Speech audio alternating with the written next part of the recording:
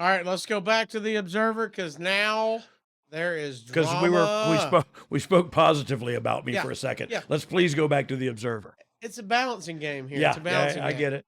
From the Observer, behind the scenes, the conflict between Kurt Angle and Jeff Jarrett, Mm. basically for Dixie Carter's ear affections or whatever you call it, grew significantly over the past week. There was a big company party thrown by Spike TV on 9/24 after the first 2-hour taping, with everyone drinking champagne and celebrating. Pac-Man Jones had $501 bills and was making it rain money, which nobody said anything about because who needs to be in the line of fire? But it showed that any idea he's learned anything or is changed is out the window. That refers, by the way, to Pac-Man being a controversial Yeah, character yeah. Yeah, in the he NFL. had not changed. He had No, stayed the same character. And look, that's what he was great on the field, and that, we see that a lot. People that are great at what they do, but their personal lives kind of squelch that a little bit. And look, I'm sure he has plenty of money. I don't know who manages it for him, but his controversy kind of hurt him in his career, I think. But I it's think also why that's you brought him in at this time, a though. hundred, a hundred Yeah, percent. 100%. he's being So exactly who you yeah, wanted. yeah, exactly. Let's please utilize that. You know what I Yeah. mean? And that's smart business strategy. You know what I mean?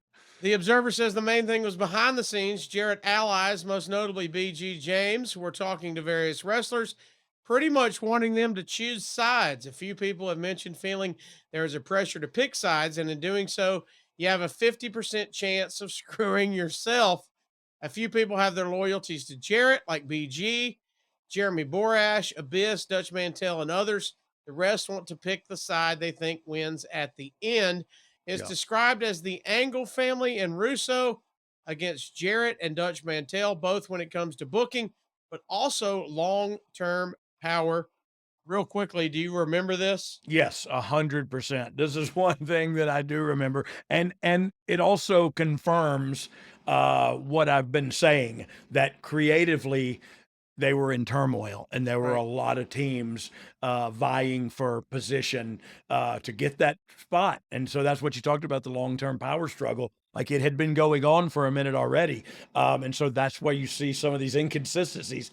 I'm pretty sure now with all this booking and stuff. Is people, you plan something out and then somebody changes the finish. Mm. What you planned out ain't the same no more. It don't work no more. And you go like, oh, well, that's what they told us to do. You know what I mean? And so, look, I think there's also, true what you said. Like, it was definitely, from underneath, guys were definitely confused and Yeah. scared and not knowing what to do. And it shouldn't have been gone. It shouldn't have gone on publicly like that, but it kind of did. And I don't think that's anybody's fault. I just think we were all on a little bitty team, and some team members were going at it. And so we knew about it. You know what I mean? But that's also the nature of the business and the nature of the beast is, There's if you're politics. not firmly in your spot, Yeah. somebody might take it. You know what I mean? And that's been here and ain't going nowhere. And you Uh, got politics, like you mentioned. There are definitely politics involved. Back to the Observer, Kurt made no bones over the fact that he wants to be running the company with Dixie, which puts him in the direct conflict with Jarrett, who is a minority owner and has steered the ship from day one. The end result here is hard to predict, according to the Observer, because there is no way Kurt is going to be either removed from the company for any reason, nor removed from the top, which is normally the goal in a conflict like this. There are also conflicts between the sides Yeah. and different opinions over who to push. Angle himself wants to go with younger talent, and Jarrett has always had the mentality that experience and knowledge in working and not flying moves is what counts. And the veterans are the ones with that experience.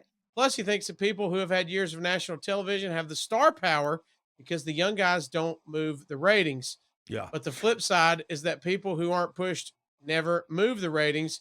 So it's a self fulfilling prophecy. Real quick, Yeah. did maybe two parts. Did Jeff think that? Was Jeff always siding with the veterans? So that not it's not obvious like that. I think this is inside baseball stuff that they're talking about, like that was not that we the layperson wasn't privy to. Hmm. I'm sure there were arguments about who to push and who, and Jeff had been there and Kurt got brought in, and there was a lot of emotions at that time, and so it was a crazy time, but look, I can see that all makes perfect sense to me. Dixie probably brought Kurt in too, and I don't know any of this. I'm just speculating, but that's what we do, right? Is we Yeah. just talk about things like I feel like this might be true. Like Dixie wanted to push Jeff out because Jeff was, you know what I mean? He had the everybody's trust. And so he had some people that trusted him and that were on his side. And look, I've always been on his side. I tried to be on both sides. And that proved to be very difficult at the time, but I think 2 things can be true at once, you know what I mean? I think they're both right in what that discussion was. You have to have some veterans that steer the ship, and you gotta have some young guys to push toward the future, and so I think it's, that it was just so many emotions involved that whatever the other one said, look, you mentioned it earlier, it's politics. It felt like then what our country feels like right now. To put it in